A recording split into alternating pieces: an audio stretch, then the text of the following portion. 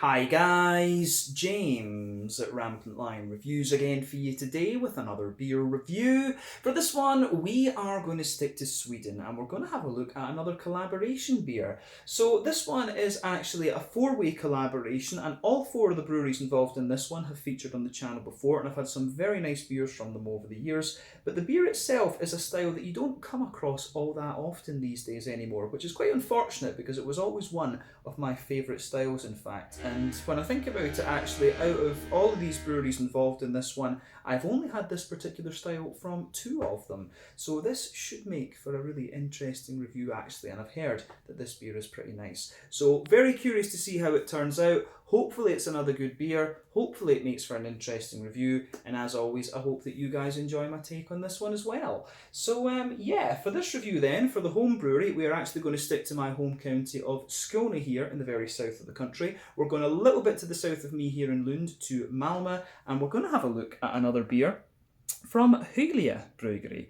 So this particular beer is called You Be Me IBU. It comes in at 8% ABV and it is a West Coast double IPA. So it's brewed in collaboration with 10 Hands Brewing, who are from Karlstad, Svartbergets Bryggeri, who come from Aroma, and Stigbergets Bryggeri, who of course come from Gothenburg, Gothenburg. So yeah, some very big names in the Swedish IPA game, actually. But as I said, I've only had West Coast IPAs from two of these breweries. We had one from Stigbergets Bryggeri, which was alright, but I didn't think it was quite the same quality as you'll get from their New Englands.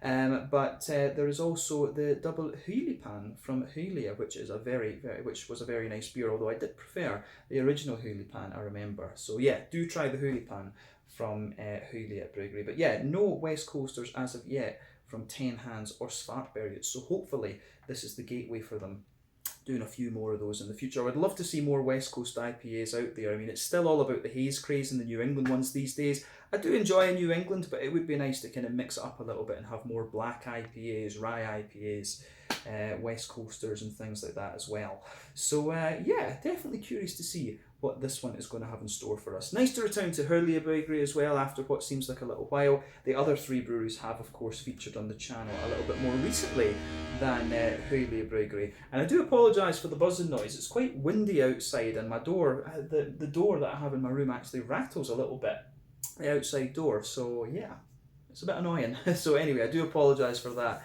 going forward in the video. But yeah, as always with my reviews then, I'll tell you a little bit about the breweries involved here before we taste the beer. If you want to get straight to the tasting, just fast forward. All the usual links are in the video description below. That's the brewery websites, the link to my other reviews that I've done from all four of these breweries, and we will no doubt add more to all four of those lists at some point in the near future. There's all the usual social media down there. If you want to see more reviews, do please consider subscribing to the channel, of course, and you can check out the playlist of beers from different countries. There is one there for all the different Swedish beers that I've reviewed for you, and that's constantly being added to because I am back over in Sweden. And as always, please do get in touch and let me know some of the other beers and breweries that you guys want me to review. It's always great to hear from you guys that are watching the videos, and the support that you show the channel is hugely appreciated. So anyway, on to my brewery notes then, to tell you a little bit about the different breweries then. So brewery number one will be the home brewery, Hyllie Bryggeri.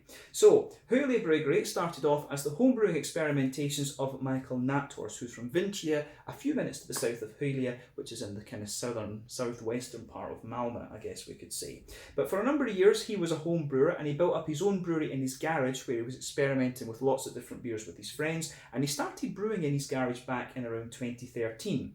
So he worked for a number of years in the plumbing industry, and for quite a while he was actually working for 4 days as a plumber and then 1 day with the brewery. But he's good friends with Torsten Ekne, who was the original owner of Beerditch in Malmö. I do recommend that you check out that place. But when Beerditch began, Michael decided that he was going to turn his garage brewery into a proper brewery, so he registered Hyllie Bryggeri in 2015 as an official company. But these days, Michael is joined at the brewery by Erik Fritiof, who is a partner in the company, and he mainly deals with the kind of sales and marketing and business side of things, but he's also one of the founders of the Great Swedish Beer Festival. So in 2019, A little bit later, the brewery joined forces with Psycho Pipes and Hands Brewing to form a new company that owns a brewery building, and it's there that the three companies were brewing their beer for a little while. They had a 1,000 litre brew kit, but this arrangement only lasted for a few months actually before they moved out to a farm near Fintria because things just didn't work out. I think there was brewing schedule conflicts and all of these kind of things. But throughout 2020, they had been contract brewing a number of the beers, and they actually have very recently invested in a new premises in Malmö, which has been converted into a brewery. They've got a 2,000 litre brewing system there, and they recruited Johan Lagerkrantz as their head brewer, who spent the last 5 years working in New Zealand. Very recently, they opened up their Stormgatan tap room as well. I think that opened in the middle of last year actually, and I really would recommend that you check that out. I really want to kind of go there again and just have another couple of beers. It's a very, very nice place, very close to the Malmö Central Station actually, so that is definitely worth checking out if you find yourself here. But as of January 2022, when I'm filming this review for you, these guys have produced around 95 different kinds of beer, and they do a lot of different styles actually. These guys are very, very good with lagers. The Skånsk lager is probably my favourite beer from them, very closely followed of course by the Hyllie Pan, which is one of their oldest beers, a West Coast IPA, and I would highly recommend that you check that out. But yeah, I always keep an eye out for the new Hyllie Brggeri beers whenever I get the chance to order some things. But yeah, that's everything about Hyllie Brggeri. As I said earlier, check out the links to these guys in the video description below. Let's go to brewery number 2. So the second one, we're going in alphabetical order now. So the next one would be Stigbergets Bryggeri. So Stigbergets Bryggeri, as I've told you before, are based in Gothenburg, Göteborg, up on the Swedish west coast, and this company was founded by Nils Hultkrantz and Richard Simonsson. So they own 2 bars that share the one kitchen. This is the Bar Kino and the Hagebjörn's Cafe, which can be found on Linnegatan in the city, and these both opened back in 2007. And this building is actually an independent cinema, and I didn't know this until I actually went to visit it and film some out and about videos. But originally the idea was to brew a few beers that they could sell in the bars, and this led to them kegging the beer and eventually to selling it to other pubs and then bottling it as well, which began in November of 2014. The original beers that they were brewing were mainly English and German styles, but they really started to make their name when they focused on the more hoppy American styles of beer. The original head brewer was Ole Anderson, who is a co-owner of OO Brewing, and he was of course the creator of the GBG Beer Week beer for 2016. Now known as the new and improved GBG Beer Week, of course. He also created the Amazing Haze, and the Amazing Haze is probably the most famous, popular beer, I guess we could say, from Stigbergets Bryggeri, and under his own brand, OO, he released Narangi, of course. But yeah, very well-regarded brewer, but he left the company, I believe, in April of 2017, and he was replaced for a short period of time by Barnaby Struve, who was one of the vice presidents at Three Floyds over in Münster, Indiana, near Chicago in America. But yeah, they moved soon after this to a new brewery at Partihalarna, where they were brewing 5,000 litre batches at a time, and they also began working on some sour beers there as well. They started selling their beers in 440 milliliter cans at this point, and this allowed them to export their beers a lot more as well. But they now have a brew team of Ollie Banks, who used to work for Beavertown in London, and also Lucas Munreid, who used to work for All In Brewing, one of the numerous gypsy breweries operating in the Gothenburg area. But in summer 2020, they moved to a new brewery in Ringen, and they're going to brew some lambic beer there, from what I understand. But they say at this place they've got the option for swimming facilities, and they were talking about turning this into a whole kind of experience brewery sort of thing. So when I make it up to Gothenburg next time, I will definitely need to go and check this out and do some filming and things like that. In April of 2020, I think it was, they opened up a bar in Stockholm, and they also now have their own folk ale shop in Gothenburg as well. And I have seen that they very recently opened up a restaurant in collaboration with Barrows as well. So that's another thing I will need to go and check out too. But yeah, as of January 2022, when I'm filming this review for you, Stigbergets have produced around 165 different kinds of beer, and I think it is definitely fair to say that they are best known for their different New England hazy IPAs. But yeah, that is everything about Stigbergets. Again, check out the links to these guys in the video description below. Let's go on to brewery number 3. So this one is Svartbergets Bryggeri. So Svartbergets Bryggeri, as I've mentioned to you already, are based in Åre in Jämtland, which is to the northwest of Stockholm, about 2/3 the way up Sweden, I guess we could say. And this company was founded back in 2017. So the brewery was originally based in the basement of the Åre Ski Inn restaurant, and the main man behind the brewing there is Philip Hafstad, who had been a home brewer for about 6 years previously, and he joined the company after a period of working in Asia. So the restaurant is a family business, and it was actually founded back in 1980 when Arne Hafstad built the restaurant on the hill. But at the restaurant, they've got 10 taps, and originally they used to have to transport the beer up the hill by bike every week. But later in 2019, owing to the success of the beers, they decided to invest more in the brewery business, and they opened up a second and larger production facility in Dured, which is equipped with a 2,000 litre brewing system, and they hired Sebastian Torneus as their brewer. But they've gradually expanded their output, and over the course of 2020 they managed to produce 100,000 litres, and they estimate that this could eventually be expanded to about 350,000 litres within this particular premises. But as of January 2022, when I'm filming this review for you, these guys have produced around 55 different kinds of beer, and they are also very well regarded when it comes to the kind of New England hazy type IPAs. So yeah, that's everything I can tell you about Svartbergets Bryggeri. Then again, check out the links in the video description below. Now, fourth and final brewery this time. So 10 Hands Brewing. So 10 Hands Brewing, as I've mentioned to you before, are based in Karlstad on the banks of Vänern in Värmland County, which is kind of to the northeast-ish of Gothenburg. And this company was founded by a group of 5 friends. So the 5 friends behind this company are Robert Hedel, Johan Eklund, Fredrik Steen, Göran Larsson and Jan Carlson, and all of these guys own a 20% share of the brewery, which was officially founded back in November of 2018. All of them have some brewing experience, but it is Johan Eklund who is the main brewer, and they released their first beer in March of 2019, which was an IPA called Firstborn, and that year they produced around 20,000 litres. So they started releasing their beers through Stigbergets in 2020, and then over the last couple of years they've just been developing new recipes. They mainly focus on New England IPAs, but they do have a few kind of sour beers as well, Berliner Weisses and things, and they have released a few imperial stouts and things as well. They've got a very distinctive style of artwork, and the brewery is of course called 10 Hands because there's 5 people in it and they've got 2 hands each. That is it basically. But as of January 2022, when I'm filming this review for you, these guys have produced around 55 kinds of beer as well, and like I say, they're mainly New England hazy IPAs. But yeah, that's everything you need to know about 10 Hands Brewery as well. If you want to learn more, again, check out the links in the video description below. But yeah, that is the end of the brewery history section of this video. A little bit longer this time, but that happens when you've got 4 breweries involved in it. So yeah, this probably is one that you would have wanted to fast forward through a little bit, but hey ho. Anyway, so let's get on and actually have a look at this beer itself. So like I mentioned to you earlier, 8% West Coast Double IPA, this one.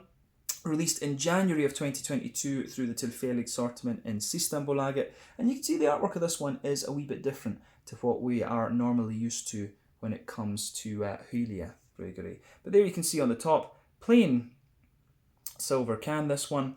It looks very, very nice. Yeah, this should be pretty cool. I believe this beer cost me 50 Swedish kroner, which translates to roughly €5.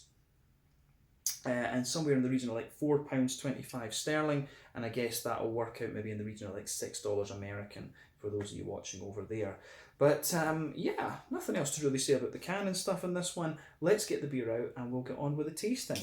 Incidentally, there wasn't any information about what hops and things were put into this when I did a little search on it, so yeah, we're just going to go into this one and see what we think of the flavour. We'll need to see. Maybe we can do a little bit of guess the hops.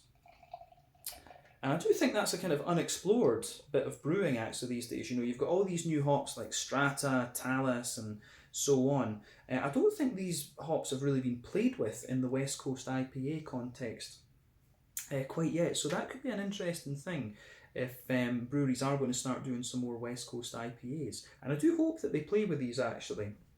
But some of these newer hops are very, very nice. I was always a huge fan of the New Zealand West Coast IPAs, so they've got some beautiful, beautiful hops down there. And of course, Johan Lagerkrantz at Hyllie Bryggeri will know all about those. But yeah, I have to say, this looks pretty damn nice actually. So before the head disappears, I think we can say this beer is poured with a one finger frothy, I would say kind of creamy, slightly off-white head. Maybe it's just the light in here right enough, but it's, yeah, pretty nice looking head on this one. I'll just let you guys have a little look at that there. It looks pretty nice. But yeah, anyway, as you can see, the colour of this one is pretty nice too. I would describe this beer as being a very, very light, it's either a very dark yellow or a very light amber. So remember, the colour of your beer depends on, one, the type of malts that you use. This goes a long way to determining your EBC rating. Two, the length of your wort boil is also going to play a role, because the longer you boil the wort, the more the sugar is caramelised, and thus you get a darker colour of beer. Any barrel aging that you do or any adjunts that you put in will of course play a role in that as well. But yeah, the way that this goes together is pretty nice actually. Yeah, so nothing else we really need to say about the appearance of this one, other than the fact that you can see it does have a little bit of a kind of natural haze to it. This one, yeah, that's the kind of thing with the West Coasters. They do tend to have a little bit more of that kind of natural, unfiltered type look. But in terms of what you would expect from a West Coast IPA, this one is definitely not out with the realms of possibility. It looks the part. So yeah, this looks pretty nice. So I think it's about time we take a look at the aroma of this one then, just to see how we get on. So let's go for it. Oh yeah, that does smell pretty nice. So the one thing I have to say I'm curious about with this one is whether this is going to have quite a high bitterness to it. I mean, with the name, I really hope it does. I do hope it does, because this is one of my big complaints I've had about the newer West Coast IPAs, is that they lack the bitterness that the old ones used to back in, 2012 to 2014 or whatever, when you got the big 80 beastly IBU sort of things. I really miss that big, Columbus, Chinook bitterness that you used to get out of these beers. So remember, West Coast IPAs tend to have early edition hops. Early edition hops are the ones that give you the majority of your bitterness, hops added within the first half hour of the wort boil. New England IPAs tend to rely on late edition hops within the last half hour and dry hopping. So West Coast IPAs have those in addition to the early edition hoppings, of course. So yeah, that's one thing you have to bear in mind with these styles. So I do hope there's a fair bit of early edition hop in this one.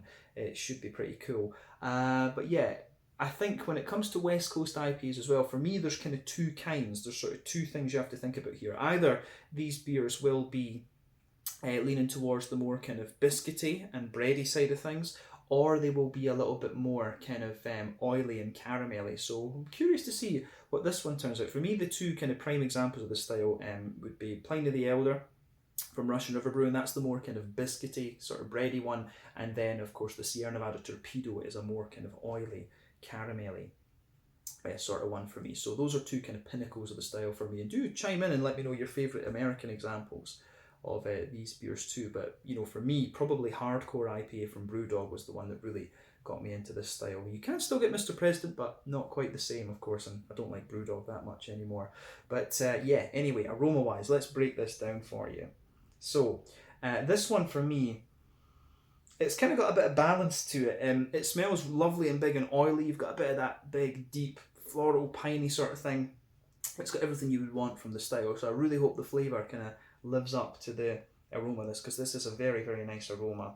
So the backbone of the beer then, this one has a little bit of a kind of, you do get a little bit of a kind of bread crusty character to this one. It's got a wee bit of that kind of baguette, hedgehog roll type bread crust to it. There's a lovely little bit of a, it's a balance between like a fresh white bread and slightly brown bread that you get out of this one for sure. So yeah, a little bit of a bread crust and a little bit of a kind of bready character to it, which I very much appreciate. So yeah, I like that. Bread crust, kind of brown bready, white bready type notes in there. And then on top of that, you get a wee bit of a kind of boozy, alcohol-y sort of thing, which is quite nice. You can smell the booziness in this. And this is one thing as well that I miss about the West Coast IPAs. These always used to let you know really well when they were a bit more boozy. I think the New Englands are a bit better at kind of covering this up. But yeah, with this one, the boozy side of the beer really shines through a little bit. I like that. So for me, there's definitely a wee bit of that kind of McVitie's digestive biscuity sort of thing coming out of this one. You do get a slightly stronger caramelly element to it as well. But like I said, this beer it really does lean towards that more kind of bready and biscuity side of the West Coast spectrum. It's not the most oily and caramelly sort of thing that you're going to come across. So yeah, and you can kind of tell that from the colour. Usually the ones that are a bit more oily and caramel in their flavours will be a bit of a darker colour in this one. They will be a little bit more of a kind of rich amber, if that makes sense. So yeah, the way that this beer goes together, I think, is very, very nice actually. Yeah, on the hoppy side of things, I think this beer smells really good as well. I don't know if we really need to say anything else about the malty side of it, to be honest with you. There's maybe one or two slightly woody undertones to it, but that's very, very minimal. Yeah, bread crust, mixture of white and brown bread, wee bit of McVitie's digestive biscuit, slightly more oily caramel. Yeah, I think this goes together pretty nicely actually. Yeah, so on the hoppy side of things, I like a little bit. I like how this one just has it. I do think there's a bit of Columbus or Chinook or something in this. There's just something about this beer that feels a little bit more old school and nostalgic actually. So for me, there's a teeny little bit of earthiness in this one, but you've got that nice big deep piney resinous sort of thing, a good little bit of a spicy floral aromaticity, and yeah, I really like how that goes together in this one. So yeah, the floral aromaticity in this beer is pretty nice, but I think it might be a mix of Columbus and Chinook in this one. I wouldn't be surprised. And just going by how deep it is as well, I think there has been a fair little bit of early edition hop in this. Definitely a wee bit of a lighter grassy sort of thing too. But other than that, I don't think there's too much to say about the green component. It really leans towards that more floral aromatic-y side of things. So yeah, I do like how this beer goes together. It gets a thumbs up from me in that regard. So yeah, on the fruity side of things, then I would say this beer, again, there's just something feels a bit familiar about this. I wouldn't be surprised if it's a little bit of like Simcoe and Mosaic or something like that that's in this. So for me, on the fruity side of things, yeah, on the fruity side of the beer, there's a wee bit of, I do get quite a little bit of tangerine orange out of it. I think there's a wee bit, I do get a little touch of like passion fruit and mango and things. Yeah, I really would not be surprised if this beer was just something like Simcoe and Mosaic for the kind of flavour hops, if you like. It comes across as very, very straight shooting. I would love to try Idaho 7 in a West Coast IPA. That would be another hop I think that would be really interesting. But yeah, there's a wee bit of a kind of lemon limey character, which does make me wonder, could it be Citra that's giving you the mango and the passion fruit? So yeah, it could be something like just Citra Mosaic that's in this. There's something that feels very, very familiar about this. I've got a feeling that there's Mosaic in this, because the orangey character, actually comes across as a wee bit more zesty, so that's making me wonder, when I focus on the orange side, it does come across as a wee bit more oily and zesty. So it could be Amarillo that's in this, and I always loved an Amarillo West Coast IPA. Amarillo was one of my favourite hops back in the day. So I wouldn't be surprised if this beer is, out of the 4 hops, I think there's maybe just 2 in this one. I think it's maybe just a two flavour hop beer, this. So I wouldn't be surprised if the tropical hop is Citra or Simcoe, and then the more orangey leaning hop in this is either Mosaic or Amarillo. I think it's something like that that's going on in this one. I always love playing Guess the Hops with these beers when I get the opportunity, but there's so many hops out there these days. It's a bit difficult to, but yeah, like I say, a little bit of passion fruit, wee bit of a mango, and there's a wee bit dried apricot and stuff in there, but quite a nice oily, zesty, orangey character, maybe just a wee touch of a kind of lemony, zesty character as well. Centennial was always good for that back in the day. But yeah, let's get the rest of it into the glass, and I think it's about time that we have a taste of this beer. So yeah, as I always say, take a bit of time to just ponder over the aroma before you get stuck into it. But yeah, let's crack on with this one then. This is going to be a little bit of a longer video, but yeah, stuff it. I get excited about my West Coast IPAs. Let's get stuck in. Slàinte, skål, cheers. There we go. You Be Me and IBU. Hopefully there's a lot of IBU.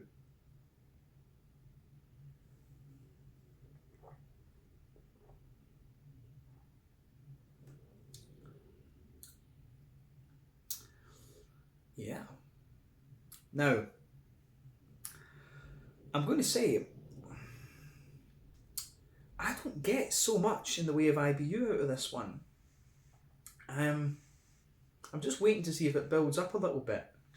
But what I will say about this, in terms of the West Coast IPA style, that's really nice. That is, the flavour profile of this one is just really nice. And as I was suspecting from the aroma, it really leans towards that bready, biscuity side of things. So yeah, this one is another solid beer. Not surprised when Hyllie are involved in this. This is a style that they really know how to do well. So I'm hoping that we start to see more West Coasters from Stigbergets and 10 Hands and Svartbergets. That would be very cool actually. But yeah, this is a very nice example of the style. I need to see if I can go to the tap room and see and have one or two of these. This would be really nice. But this is a lovely, lovely beer. Let's get stuck into this again.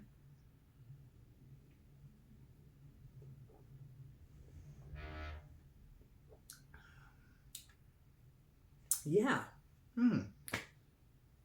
This is good. I do like this. Let's break the flavour down for you then and describe it as we always do. So, focus on the middle of the palate, this one, the middle and the back third of the palate. So, border region, as we say, well, not border region, the base, I should say. I keep having brain farts in the videos these days. Maybe I'm going insane, but wouldn't be surprised. So, backbone of this beer, you can feel a nice kind of slightly grainy bread crusty character. Let's focus on the middle third of the palate. There's a nice little bit of that grainy bread crusty character just kind of sitting underneath that. So I really like how that goes together. On top of that, you get a bit of that kind of brown bready character, and it's interesting because you've almost got two layers of bread in this. I feel there's a wee bit of like a brown wholemeal sort of bread, and then on top of that you get a more kind of fresh white bready character coming out of it. So that is nice. That is pretty nice.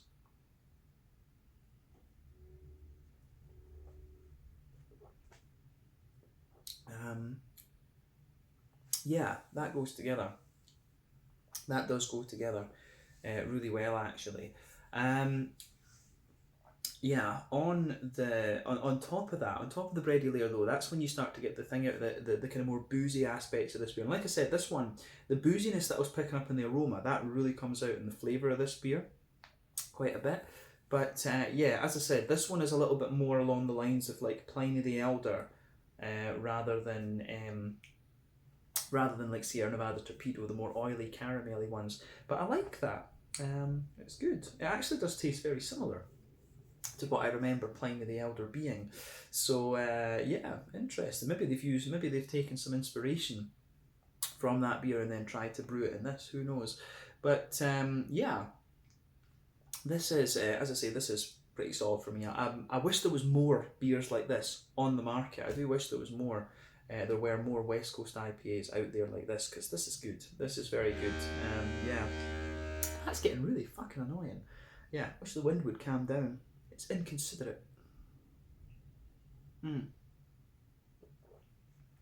No idea how loud that is for you guys on the speaker, but there we go. Yeah, so on top of the bready layer then, you can feel there's a little circle in the middle of your palate, and you can feel that's where the big kind of boozy, caramelly side of this beer is. That's where the alcohol is. So as you move further out from the centre, of your palate in this one, in the middle of it, you do start to get a little bit more of a kind of McVitie's digestive, biscuity sort of thing there. As you move towards the kind of front of that middle third of your palate, there's maybe one or two little woody notes in there, but yeah, the thing that lingers into the aftertaste, it's a bread crusty note, some white and brown bread in there, the boozy caramel, and then also a wee bit of that McVitie's digestive sort of thing. So yeah, I do like how that goes together for sure.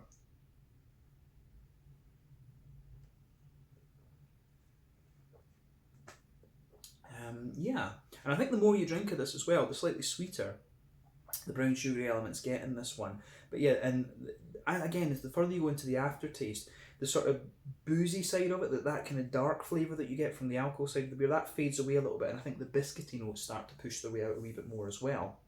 But yeah, it's got a nice malt base to it, this one. That's the middle third of your palate. Let's look at the back third of your palate then. So border region between middle third and back third of your palate. Again, you get a little bit more of that bready build up in there. You can feel that. In the base of the back third of your palate, that grainy backbone that it has really gets more kind of intense, if you like. As I always say, bitter flavours come out further back on the palate. So pardon me, you are getting more of that there. On top of that, you get a slightly thicker bready layer, and I think the bready character that you get on the back third of the palate really leans toward being more of a kind of brown bready, grainy sort of thing. That wholemeal bread really comes out a little bit more. Then you get the white bread. Absolutely, you get a little bit of white bread on top of that, and then you also get a very nice kind of you can feel there's a wee bit of that bread crusty character just kind of coming into it, kind of sitting on top of it. But then you get the yeasty notes sitting on top of that. So yeah, let's focus on the yeasty part of the beer for the moment.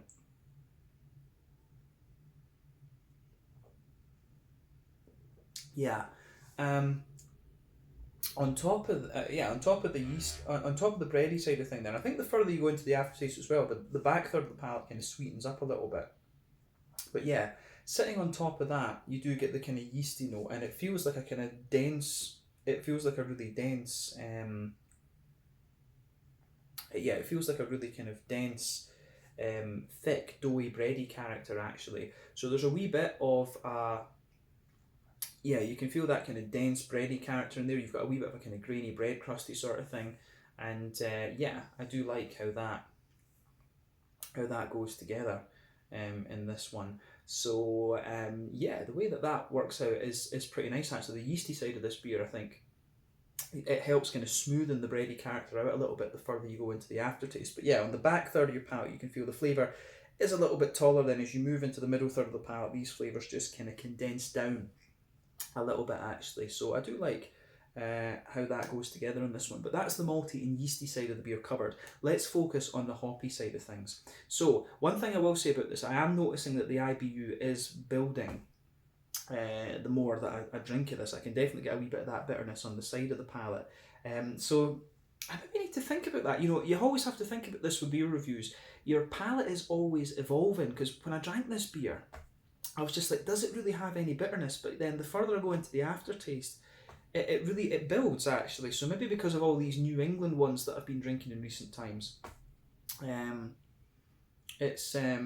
maybe because of all these New England ones I've been drinking in recent times, I'm just not as used to the impact that you used to get from the bitterness of these West Coasters. So that's a bit of food for thought for me going forward. But anyway, let's focus on the green component of this beer. Back corners of the palate, there is a really nice little bit of, there is a very nice little bit of a kind of earthy character to it. So I do like that.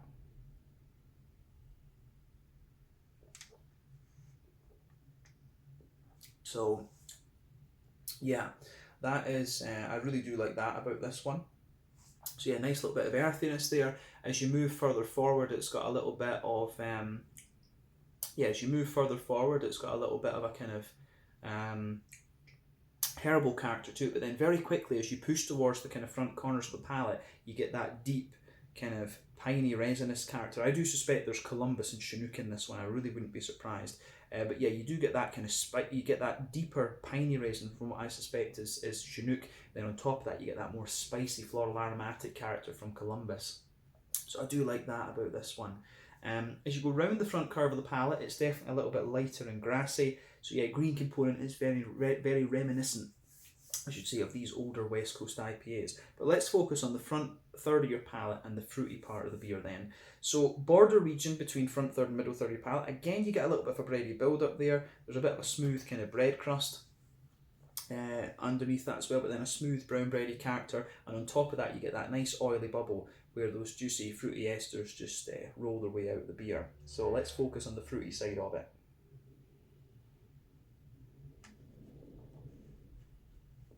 Yeah.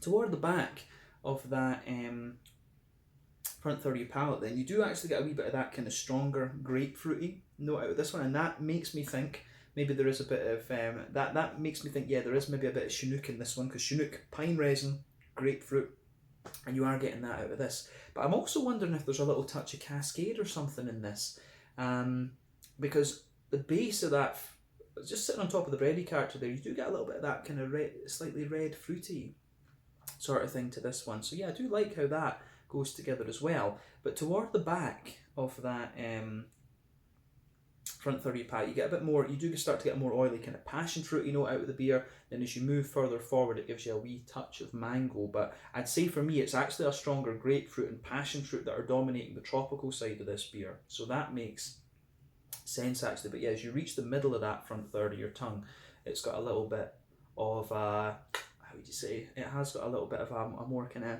mango-y, apricot-y kind of note. But yeah, it takes a back seat, I think, to the passion fruit and the grapefruit. But you move pardon me, breathe something down the wrong way there. As you move into the front half of that front third of your palate, the beer's distinctly more oily and orangey. So let's focus on that.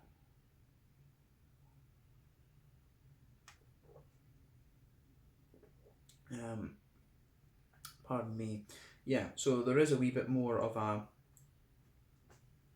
as we say, there is a wee bit more of an oily orangey character there. I think it's more, it's difficult to place whether it would be Mosaic or Amarillo actually, but I do get that. And there is just behind the very front tip of the palate a bit of a kind of more lemon limey type note. I think it's more of a lemony character as well. So yeah, there could be a wee bit of Centennial or something. This either that or there could be Citra. Citra could give you the passion fruit and it could give you a little bit of the mango-y character. So yeah, interesting this one. Could this be a hop profile of like Chinook, Columbus, Citra, and then Mosaic or Amarillo? Maybe a little bit of Centennial as well, who knows? Be curious to know what the hop profile of this one is. But yeah, it is a very nice old school West Coast double IPA, this one, and it does remind me a little bit of Pliny the Elder for sure.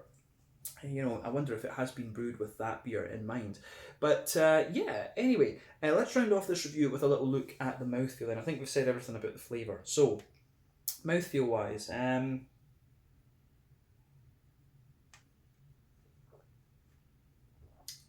yeah, mouthfeel wise, this one, is, I would say top end of, I'd say it's kind of pushing towards the top end of mid-body. The carbonation's very smooth, it feels a little bit slick and oily as well, but it does feel very clean. I would say that this one, this beer feels actually quite clean in that sense, and I think that's just the Swedish water, of course. But yeah, it does feel nice, smooth, and clean. In terms of IBUs, I'd be curious to know. I'm a bit uncertain about this one because of the reasons I told you before. The impact, it didn't have such a big impact of IBU, but then it certainly has built up. So I do get a bit of that kind of deeper, piney resinous sort of thing out of it. I do wonder if this is a kind of could it be a 70, 80 IBU beer? I don't think it's quite that close to saturation point, but I'd love to know what the IBUs are. Don't think it says on the can. Nah, doesn't say. But anyway, so yeah, I think maybe about 70, 80 IBUs this one. It could be pushing toward that. Maybe I'm more intent on saying 70 because it doesn't seem quite as bitter as I remember them being. But as I say, palate's always evolving. Malty base in this one, you've got a wee bit of graininess, smooth bready character, and a wee bit of a sweeter kind of caramelly element to it or whatever. But then you've also got a more oily, fruity character to this one as well. So yeah, the way that this beer goes about its business, I think, is very, very nice. So it does get a thumbs up. It does get a thumbs up from me. Yeah, it's a really nice visit, this one, actually. I've really enjoyed this. So cool to see Hyllie, Stigbergets, Svartbergets and 10 Hands do something together. But I hope we see more West Coasters on the market like this. This is pretty nice, actually. I'd love to see them do one that's slightly more oily and caramelly as well, actually. That would be really interesting. But yeah, I think we can leave it at that for this review. So this was the You Be Me IBU, an 8% West Coast double IPA brewed at Hyllie Bryggeri in Malmö in collaboration with Stigbergets from Gothenburg, 10 Hands from Karlstad, and Svartbergets Bryggeri from Aroma. So yeah, once again, thank you for watching my beer reviews. Until the next time, please like, subscribe, share, all the usual YouTube stuff. Let me know your own thoughts on this beer in the comment section below. Let me know what your favourite beers are from Hyllie, Stigbergets, Svartbergets and 10 Hands. And we will no doubt return to all 4 of these breweries at some point in the near future. But yeah, thank you again for watching. Check out my social media, check out all of these breweries' social media, and I'll see you again soon. And do let me know some West Coast double IPAs that I should check out. Slàinte, skål, cheers, and I'll see you guys in the next review.